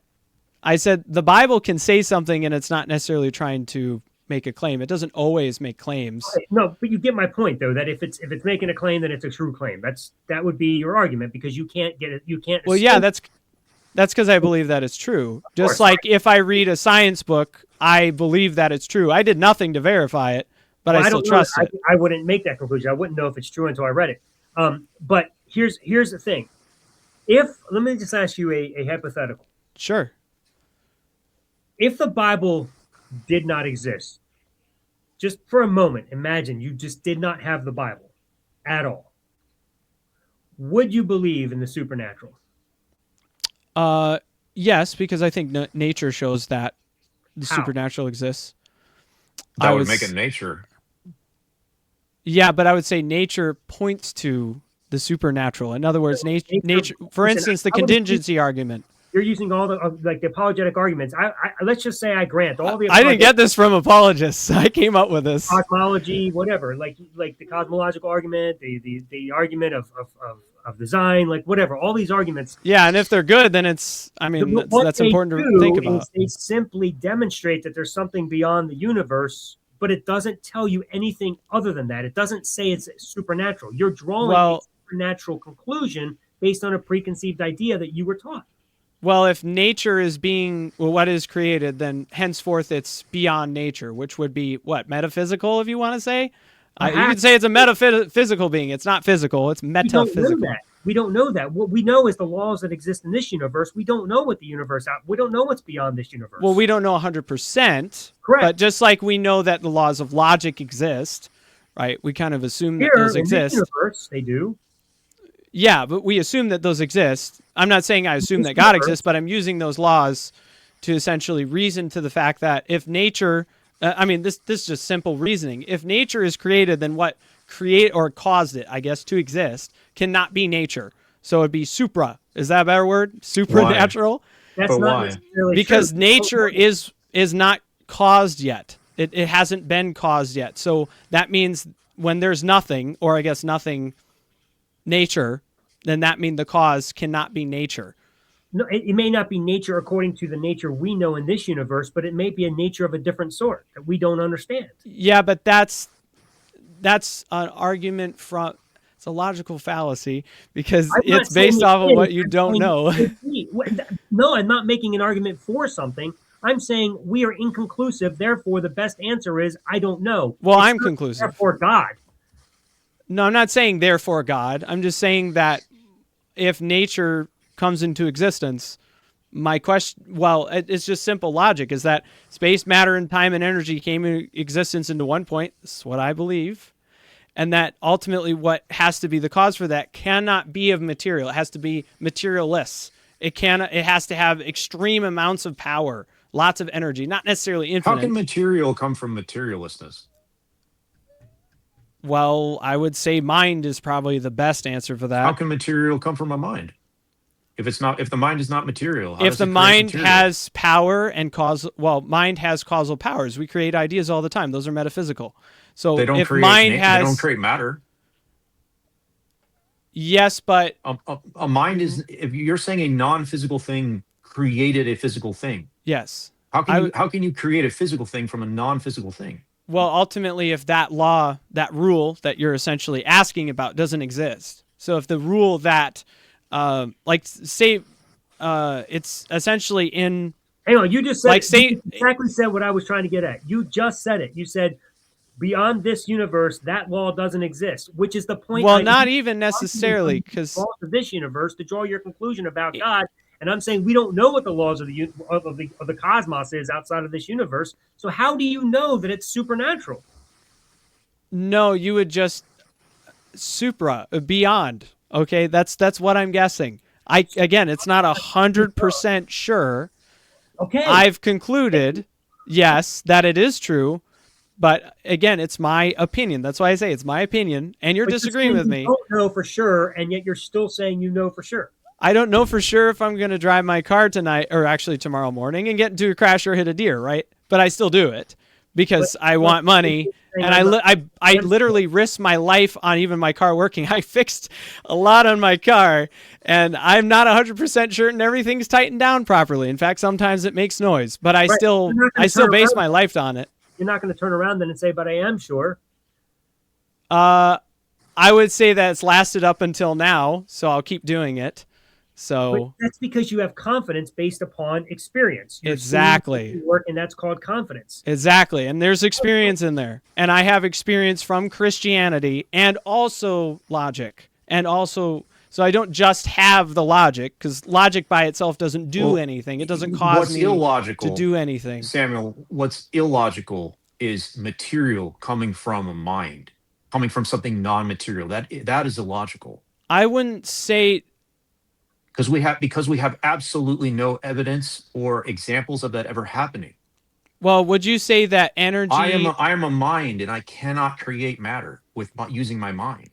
Sure, but that's because you're fallible. You're saying you're adding something here, but it's really important. Really, you're adding a mind outside of the universe that is not material, yet it can create material. Yep. Yeah, and I That's would illogical. not necessarily. No, for instance, I can create Well, it's energy from illogical for you matter. to it's illogical for you to imagine that, because that's what you're doing. You're imagining, that's because that's all you have really is this is an assumption. This is a belief. You Sure. are imagining a mind outside of the universe that is non-material that can create matter. Yeah, that has power and That's a causal lot. powers. You're imagining that is illogical. I don't think that that's You're not illogical. basing that. You're not basing that in anything. No, I would say, for instance, inside of a black hole, which is this comes from Einstein's field equations that Roger Penrose and Stephen Hawking's kind of expanded upon, which is where they actually Stephen Hawking was the one who came up with the idea of a black hole, and that's the Big Bang. It's where essentially all the rules of the universe break down completely into where it's an infinite orb that essentially. But my question is that because if you keep turning the clock backwards, Well, it it does. goes Are to black holes govern the universe? Are those minds? Like, no, what but if on those the other go side of into every black nothing. hole is a whole? Maybe it's a whole other universe. Every Yeah, black hole is the opposite side is a whole other universe. like in a sense, possibly, but Like each one of those is a big bang that is sucking matter from our universe yes, into but it from and what creating a whole another one. yes, but from what we understand is that if again you take that clock and you go backwards to the very beginning and beyond the beginning, it's just nothing.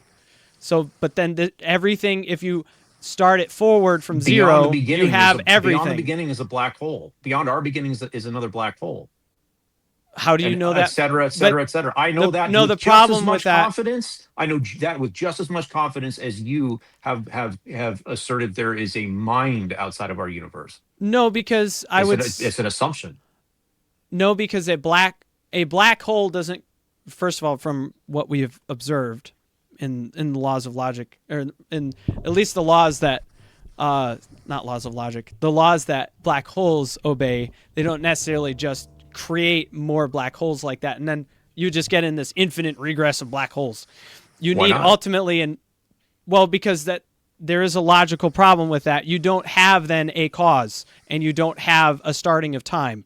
We have They are come the to a cause. specific time today. If you have an infinite amount of causes, you don't have a start of time. If you have a beginning of time, then the question is what But why began does there the have to be a clock? beginning of? Why does there have to be a beginning of time? Like, how do we know that that's Well, true? from what we've observed and from even what Roger Penrose and Stephen Hawking worked on with and took from Einstein's, I believe it was his theory of relativity, and expanded upon that. And this is something Roger Penrose even came to, and even conclusion that he didn't necessarily like, but he concluded that because if you take the clock, say now, and you go backwards all the way to the beginning and even beyond that, there's actually nothing, right? Because we see the expansion, we see the clock has moved forward. So if you take, say, for No, instance, we're at I an hour, understand. I yeah, understand all this. But yeah, it what goes that to what zero, they've which is mathematically nothing. what they haven't done with the mathematics is shown that there's a mind behind that, No, a but the non-material question mind. is the question. Yes, but it makes sense to posit something that isn't material, but it's what we No, know it in the doesn't. universe exists. It does not. It does not make that's some completely Well, illogical to that's say I have what. something non-material, and that's where the material came from something Yes, non-material. but if I take, say, me as a person, right? I have causal powers. I can work as an agent in this universe. I can take matter and turn it into energy. Like, for instance, if I take paper and I set it on fire, I turn it into plasma. Okay, that the matter isn't like it's there, but it's conserved, but it's also not there anymore. So in that sense, I'm actually changing something into something else that's not material. I'm Are you taking doing that material with and your mind? my mind is interacting with my brain, so I can't necessarily completely explain that, You're but I would doing that, but you're doing this physical process with something non-physical. say in that sense that yes, that my mind is interacting with my brain and doing that. I would say actually that's where us being created in the image of God comes from. One of the things. But yes, in my opinion, my How can you mind, show? which is metaphysical, is Okay. interacting with my physical How do brain. you know your mind is non-physical? How can you show it's apart from your brain? It's not that is a something that lot we of can do. philosophy. No, Yeah, I think it's well, something we can to a degree, though. I wouldn't say that. See, that's the. I mean, if you want to go down this rabbit hole, we can. But I did want to say I do have to get going soon. Can I okay. just finish my train of thought that I was taking you to earlier? Sure. So I asked you, if you didn't have the Bible, would you know would you still draw the conclusion that the supernatural exists? And you said yes. Yes. And then you said your reason is because you have all these Christian experiences. You've seen all these Christians, this and that. No, I would say science. Where does science draw a conclusion of the supernatural apart from the Bible? The fact that it's contingent, one of those things. Science is not independent. I You don't. need I don't think they another go- thing is math, for instance. Math also is contingent. It's contingent on minds in order to exist. Yeah. Why is it the universe is mathematically consistent? We Posit a mind. in this universe, based on the laws that we do know and that we do have, you can draw a lot of those conclusions. But you cannot say that logic works the same way outside of this universe. Yeah, I mean, you're right, The way you know but that, I would never do that in science because that's unfalsifiable. So that's why we don't draw conclusions about what happened prior to the universe. And you do. no, but I can. You're drawing a conclusion called God, and we're saying we don't know. That's the difference. Yes, but I think that it's a good reason. I think it's a No, good it's not idea. a difference. It's not. It's a. You may ponder it and say, "Hey, here's one possibility. Cool," but you can't. You must withhold. You must withhold belief until there's sufficient evidence to hold to it. Yeah, and I think there's You're sufficient. holding to it because there isn't sufficient evidence. There's Well, of sufficient- course, you're an atheist. You disagree. I used to be a Christian, bro. I disagree because I see no evidence for it. I was Sure. I was brainwashed to believe that there was, and the thing is that there is nothing that says the supernatural is the best and only conclusion to how the universe began. I mean, Stephen Meyer, he would actually say that. Yeah, But he's a philosopher of science, and Well, I think but it's worse than you. It's actually worse than you simply saying that there's a God behind it. You are actually making up attributes for the God. You are saying that the God is a mind similar to your mind doing these things. Like when you actually dream up or come to the conclusion that you can actually say things about the actual like makeup of the God. You're going even further than just saying it's a God. right. In fact, You're going outside of the universe and then outside of the God and saying you know how the God works. right. And let me jump in That's here. wild, man. This is where I was trying to. This is where I was trying to go with it. And I'm glad you said that, because what you have done with God is you have defined a being that does not follow the laws of logic within this universe. well, And of course, because he's infinite. okay, why can you do that? You've added another attribute. And us Of not course. say that there could also be alternative laws that don't exist in this universe that could explain it just as well as God. Samuel, you can't say you know God God is is the- infinite. How do you know that? You, Maybe Well, he's just greater. God you could take be. one set. You Well, take infinite. one set of parameters, and All you God has said- to be is bigger. Finish, Elliot. Hang on. You've taken one set of parameters that go outside the laws of logic in this universe, and you've said these are the only possible ones, and they are God. And I'm saying, how the hell did you draw that conclusion? It could be any other set of parameters, any other set of laws that exist beyond this universe. It could be anything. We just don't know. Well, to answer Mr. Elliott, I do agree. I have to go back to my thinking. I'm sorry. I'm starting to get a little tired here, but That's okay. I would say that with infinity, I wouldn't say that's necessarily something that you could draw from infinity. Like you would have just something bigger, right? Just the bigger fish eating the bigger fish. That's a terrible analogy, but I do agree. There could be a bigger God. I mean, there could always be something bigger. Like you can't say God is infinite just because you say he is. All he has to be is bigger than our universe. He could be, Yeah. you know what? He could be a God inside of a universe factory, and this was his particular creation, this universe on his assembly line. Sure, but then my question would be, where does that universe come from? We don't know. How could we possibly know? We have no idea. All we know is that all we know is that the universe is here. That's all we know. But that is an Anything else idea you're making up. But my one thing that I would reason to is that is an idea, and then you have to ask, where's that idea come from? And so philosophically, proper philosophy is that it's improper to have an infinite regress, especially of minds, for all ideas. It's ridiculous. Instead, you But would why do ultimately the go back to Christians? one source. I have this question that I've been dying to ask a Christian. Okay. And it's, why do you go back one regress and then stop? Like, why? Christians are just trying to get to God, but they never ask what might be beyond that. Like, it's like, oh, I win, I got here, it's God. That's where the regress is going to stop. They only go back a single regress. You're saying that if we don't stop, we'll go on forever with regresses, infinite regress. But there's a big difference between one regress and Mm-hmm. infinite regresses. Yes. Christians never ask what's beyond that. Like, Yeah. what's beyond God? They always stop and they give up. Occam's I razor. am just as justified asking what is two regresses back. Sure, but again, Occam's razor. It's the one that fits the bill. If you have an immaterial, spaceless, timeless, very It's the one powerful that fits being, your worldview. of course it fits my worldview, but I That's think it why you also stop. fits. I think it also fits the bill because you add complexity if you say add a multiverse. That adds complexity unnecessary in order God, for the universe to come into God, existence. That's not God adds. science. God violates Occam's razor by adding complexity. So hang on. So Samuel, let's just say because I'm not going to say that you're wrong that God does fit the bill. That is one possibility, Sure. but we don't know that that's true. It is just a possible option that fits the bill. But I can promise you, we have others that also fit the bill. Why did you choose God? Well, I don't know what else would be an immaterial, spaceless, timeless, very powerful being. So An infinite multiverse. I would say that's a description of God.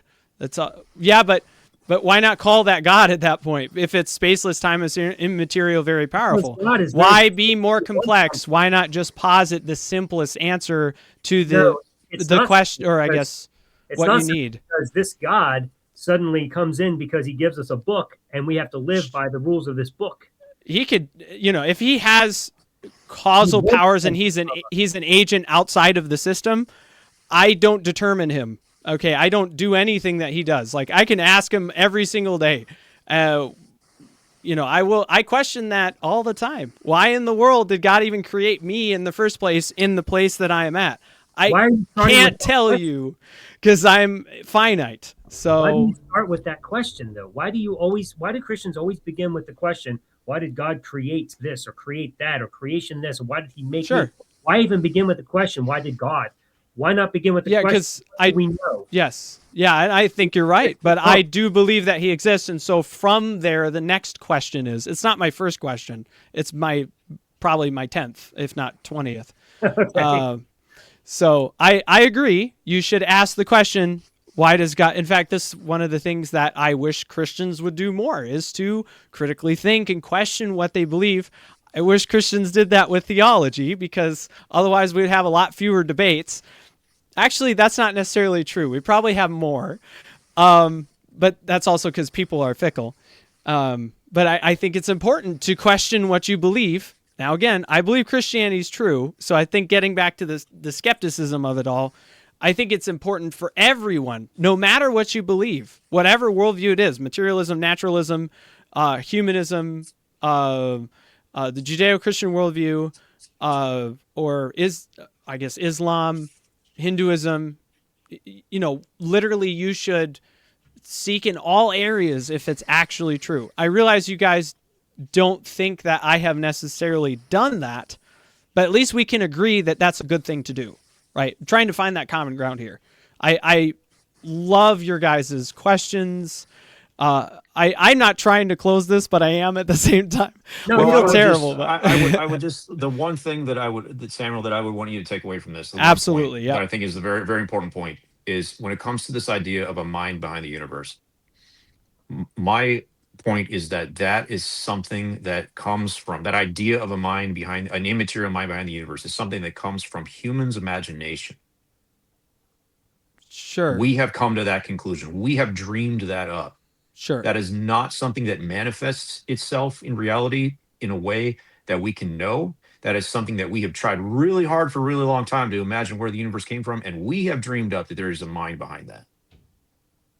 Yeah, I get what you're saying. Because that no being has, like, nothing, no one has come to us from outside the universe and told us that.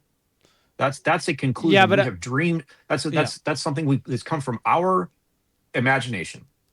yeah, and I agree that it's something we've posited, but I think there's good reason.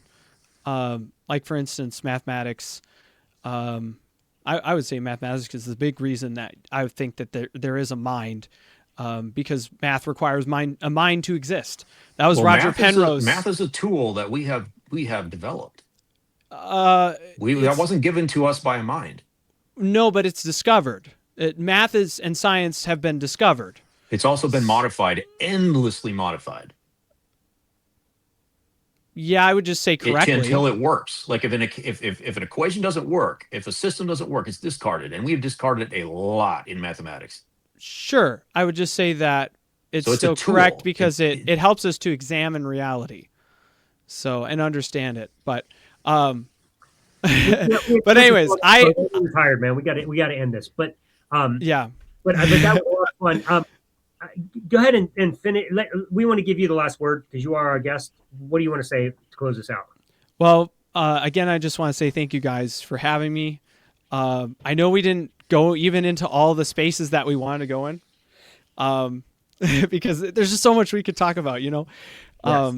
But I would say that one of the things that I did actually want to say, that I even said in my video about skeptics, is that I appreciate the skeptics, not only in my life, but also the atheists that have come to me with questions that I haven't necessarily thought of, at least in the way that they've come to me with. And so I appreciate you guys. I want to thank you. And I hope that we can continue to understand each other more and more. You know, of course I want to see you guys in heaven and ultimately become Christians, but I'm certain you guys want me to become an atheist, and you know, it'd be cool if one of us came to the other side, but I would say that either way, I still want to be your guys' friend. I love it. You know, I love this stuff. So yeah, that's kind of what I wanted to end with. So well, I really appreciate what you're doing, Samuel. I've listened to some of your videos, and you're one of the very few, maybe the only Christian that I've seen actually try to go down this road voluntarily. So Thank you. I appreciate your whatever it is you're attempting. I appreciate the hard work you're doing. Thank you. And I want to do it with all genuinity. That's not the correct way to say that, but I want to do it as genuine as possible. You know, I want to actually question and do my best. So. Well, you are a really, really kind and friendly person, so we're okay being your friend. That's the reason you be my friend. I'm just kidding. No, you're dope. Why not? Like, and we came at you pretty hard, so I'm impressed, actually, very, very impressed, and thank you very much for being our guest, man. You really rock, and I hope that we can do this again because, like you said, awesome. we can talk forever. Yeah. And I feel like we just scratched the surface. So much left. So thank you very much for taking your precious time and dialoguing with us. Maybe next time we'll put timers on it so none of us go too long, and like you get 2 minutes, you get 2 minutes, you get 2 minutes. Yeah, I think we need to do that and a good chance to cross-examine where it's fair, where you would have a chance to actually ask each of us and you'd get more time because of that. So I think we would have a great time. So we should definitely maybe do that, but more structured. I'd really appreciate that. It'd be a lot of fun. Yeah, of course. Go ahead. I'm sorry. I just got two quick things before I go and before you close. Maybe I should do this after the recording. So we'll talk after the recording if it's something. Okay. Yeah. Let's wait. Yeah. All right. We'll do that right after the show. So stick around for the ending. It'll have like a 30-second thing, and then we'll talk.